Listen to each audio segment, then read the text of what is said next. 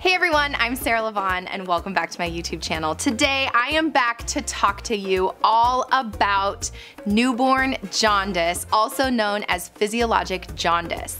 This has become such a hot topic for you postpartum mamas. It is the #1 most common complication, which it's not even truly a complication, it's very common, but it could become a complication thing that happens in the postpartum period. It can make you guys really stressed out, and so what I'm gonna do today is talk through what is jaundice, why does it happen, how is it treated, why do we care to treat it, and then I'm gonna come back in part 2 and I'm actually going to show you how to use your at-home bili-bed because we have one currently. We have gone through this with my nephew, and so while I have it here, I'm gonna show you how to use it and what that's all about, but I'm gonna talk about it today. But before I get started, don't forget to subscribe, give it a like, share it with a friend, and then let's get started.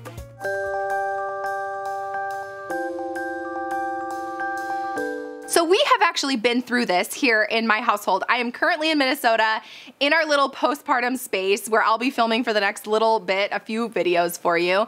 And so today what I wanted to talk to you about was newborn jaundice, also known as physiologic jaundice. Now, jaundice in and of itself is not a disease. It is actually a symptom of something else going on inside. So actually adults can get jaundiced, and what that means is that the skin turns yellowish, okay? Now that's gonna be more obvious in lighter skinned babies, but it can happen in any spectrum of skin color babies. I want you to be able to recognize it. I want you to not stress out if you experience it. I want you to know what to do. I want you to know what to expect related to physiologic jaundice, because that yellowing of your newborn's skin after birth, and it usually happens around like day 2, 3, 4, 5 days after birth is most common. Now, if you have jaundice or that yellowing of the skin like right as the baby comes out or in that first 24 hours of life, that is a little more concerning. But for the rest of us, myself included, because my nephew, we just went through this with him, that it's not a big deal. It's not the end of the world. It is super common this day and age, but we also don't want to just let it go untreated. So what's actually happening in the body when your baby turns a little bit yellow? Now, in their bodies, they are born sterile. They have not used their digestive system before. They haven't processed breast milk or formula before, and so it takes some time for their digestive system to get working. Now, in the meantime, they're born with all this blood in their body, which we love blood because blood, and particularly red blood cells, are going to carry oxygen to the tissues. Why do we care about oxygen? Because oxygen is life, right? We want oxygen going and giving nourishment to the brain, to the heart, to the lungs, to the adrenal glands, to all the tissues so that we work. We don't live without oxygen. So we love our red blood cells. But those red blood cells, they get old, and then they break down, and then they create new ones. So we're constantly turning over our red blood cells and making new fresh ones to really bring oxygen well to our tissues.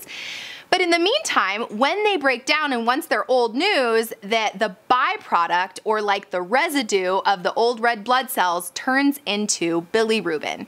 And those little red blood cell particles in the blood need to be filtered through the liver and then excreted through the stool or your baby's poop and the urine. Now, going back to our newborn babies that haven't used their gut, or they haven't really been eating much, and they haven't really like worked through and gotten that system working super well, that they are at risk for that byproduct, that bilirubin, to accumulate in their bodies because they're not excreting and everything isn't working totally perfectly yet. So here's the deal with jaundice, that's why babies are at risk. As those red blood cells start dying off and their guts are just getting moving, which is totally normal, but it may leave some extra bilirubin in the blood. Now, another risk factor actually, and I would say in my practice or in the last few years, I have seen so much more jaundice, guys. I've just started telling my clients, expect your baby to have a little bit of jaundice. It's okay, it's not the end of the world, but we don't want to leave it there.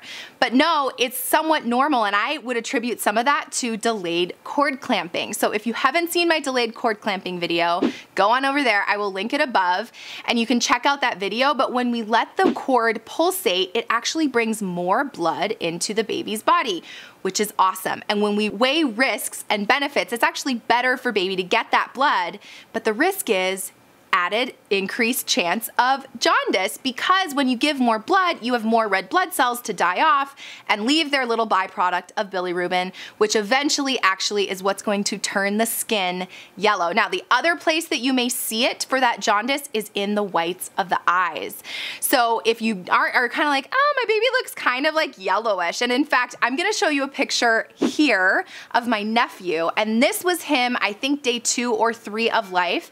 And you can tell that his skin is kind of yellow tinged, but also what do you notice? His eyes are super duper yellow. And so that is a risk. You wanna be aware of that. Now, what do? If you haven't already identified this with your pediatrician, and I will say from our experience, they did know that his bilirubin was on the higher side in the hospital. So we were already kind of alerted and being on guard for watching those bilirubin levels. But let's say your doctor has said nothing about it. You go home, you notice your baby's a little bit yellow.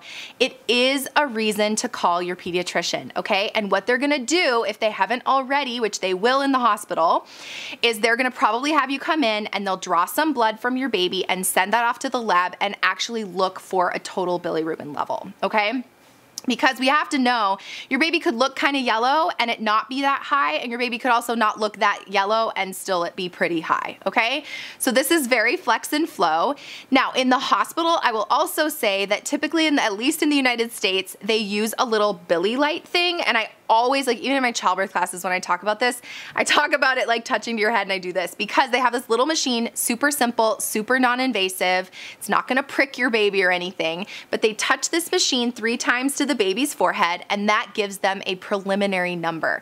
Based on that number, they will either do a blood test or not, but the blood test is really how we know what the bilirubin levels are.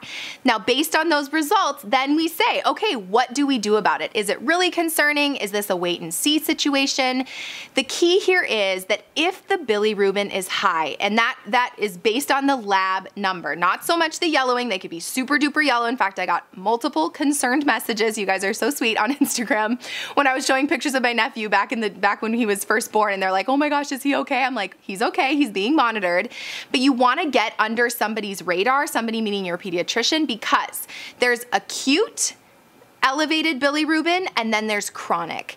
And that's really what distinguishes the outcome, because an acute state is not so much of a concern. A lot of that is a wait and see. And first line of treatment is actually to feed, because we want to get their digestive system working. And the more it works, the more they feed, the more they poop. First of all, bilirubin is excreted, or the baby gets rid of the bilirubin through pooping. So we want their poop to transition, especially if you're breastfeeding. It's gonna start out super duper dark. The poop it's gonna be dark and sticky, almost black colored. And then for breast milk and even formula, it's gonna lighten out. It's gonna turn really yellow for breast milk formula. And yellow, like think about the yellow skin, is turning into poop, right? It's excreting. So we wanna get their digestive system working. So this is also why it's so important to have your plan for feeding, if you intend to breastfeed, to have that support available so that you don't get behind. And I will say, if you haven't seen my sister's postpartum review and our live that we did about her postpartum experience, then go over there and check that out, because we do talk about her breastfeeding experience and maybe how things got started off pretty rough and then how we kind of picked up and took away, and ultimately everything was okay, okay? But the goal is feed. Now, formula is one thing, and I have to disclaim this is somewhat my opinion here. I am not anti-formula. If you choose to, or you want to give your baby formula, or you need to give your baby formula, formula is an amazing tool to feed your newborn. I'm not about starving babies, okay? But more often than not, what I find is that women intend to breastfeed. They really want to breastfeed. And unfortunately, most of the time, because of a lack of education or a lack of support, that they end up either giving formula when they don't want to, or they end up stopping breastfeeding and moving just strictly to formula when that's not your goal. I want you to achieve your goals. So for those of you that intend to breastfeed, breast milk is the antidote to feeding, lubing up that system, and getting it going to excrete the bilirubin. Feed, feed, feed, feed, feed. We put my sister, on a 2-hour feeding schedule around the clock because we're like, we gotta get this kiddo going. The other thing is with breast milk, you want to try to bring your milk in or increase your milk volume. And so that's why those super frequent feeds, if you haven't seen my how to increase your milk volume or how to bring on your milk video, whatever it's called, go over there and watch that as well, because we need more and more stimulation. The more volume also is going to help them poop out that bilirubin, okay? So the first line of treatment is, first of all, wait and see. Feed, feed, feed, get them pooping. That's gonna be really important. And then they're probably gonna follow up with a lab test to see where we're at. If the levels aren't going down or they're increasing too fast, in our case, the levels had almost doubled overnight in one day. And so we were like, I don't know, like what if it doubles again the next day? That's not what we want. And so we were sort of in the in-betweener, but on the higher end of high. And if you want, I can put those levels down in the description box. Honestly, they're less important. You just wanna know where I'm at in the process. Then the next line of treatment is going to be what we call phototherapy. And this, in the hospital, we call a bili-bed. If you're in the hospital and those levels are too high, they may put your baby in this little like blue light box. So sad, but they'll cover their eyes, put them in a diaper, and the key there is for this phototherapy is that the light actually helps to break down the bilirubin in their body so that it doesn't lead to complications. Now back to complications. So an acute state where we're just breastfeeding, we're pooping, we're watching it, it's not a big deal. It's not a big deal, okay? The more concerning part is when it becomes a chronic thing, which chronic just means consistently elevated over time in this case, okay? So a chronic bilirubin encephalopathy, or we call it bind. It used to be kernicterus is the name, which the bind actually just stands for bilirubin-induced neurologic dysfunction, okay? All that means is that the bilirubin particles that were floating around, they actually pass into the brain and can affect the brain. Now, what would you see in your infant if you had elevated levels of bilirubin in the blood that maybe hadn't been taken care of and actually were affecting your newborn? So these would be symptoms that would be concerning. They would be reasons to call your doctor. So up until this point, and that's the pediatrician, up until this point, you're watching, you're feeding, you're loving on your newborn, you're paying attention to their affect, and you're hoping that they keep feeding, right? And then pooping. Now, if they become more lethargic, so they're just like sleepy. Now, newborns are sleepy. So you're noticing that it's really hard to get them to feed, that they have a high-pitched cry, that they're really fussy and irritable, arched back, but then also they have low tone. So we like babies to be, and you've seen this in your newborn if you have a newborn, and if not, you'll see it again, where they're like, and they kind of have like some strength to their body. Whereas if all of a sudden they're just kind of a floppy noodle and you lift their arm and they're just like that when they're not sleeping, and when they're sleeping well, that also is normal, but they're kind of just all the time. They're a lot more floppy, they're really lethargic, they're really hard to arouse. That's when we start to be more concerned. And so that would warrant a call to your pediatrician. That probably would warrant a pediatrician visit. They're gonna wanna know the levels, and then we really are gonna wanna be on top of it to bring those levels down, probably with some phototherapy, maybe with a hospital admission. Ultimately, we can do a transfusion. So it's like basically where they like remove the blood and then replace the blood with new blood that isn't quite so toxic to the brain. Because worst case scenario, guys, is that if it stays elevated for a long time, so chronically elevated, it can actually cause brain damage to your newborn, which can sound very scary, okay? So this is why we pay attention. This does not happen like in oh, my baby kind of looks yellow, let me call my pediatrician. Oh my gosh, there's brain damage. Like, that's not a thing, okay? It would be that the levels have been elevated for a while, they've been consistently high, nothing has been done to lead to that, okay? Now, if you are in a third world country or you are in a place where you don't have access to medical care, or the bili lights, so the lights I'm gonna show you in part 2 and I'll talk about today, then honestly, it is actually better. They're recommending not to do delayed cord clamping at delivery because you don't have access to the treatment modalities to fix the potential for brain damage from the jaundice or the elevated bilirubin levels, okay? So that's only for those of you that don't have access to medical care, maybe are somewhere else in the world where you don't have that. But otherwise, you can do delayed cord clamping, feed your baby, watch your levels, make sure your pediatrician's in the loop, and then if the levels are still high, let's go back to phototherapy, okay? So that phototherapy can happen in the hospital, or sometimes it can happen at home. So this is a great question for your insurance company, for your pediatrician's office, and see if this is an option for you, because the hardest part about the phototherapy, especially once you've gone home, is first of all, being separated from your newborn. We want to keep you guys together. We want to set you up for breastfeeding success. And so by removing the baby from your home and having to do a hospital admission, that makes breastfeeding a lot harder. But being home, at least, it still is going to make breastfeeding a little more challenging, and I'll show you that in a second, or in part 2. But it's better to just be at home, keep you together, okay? So now I will show you actually a picture of the Billy lights here.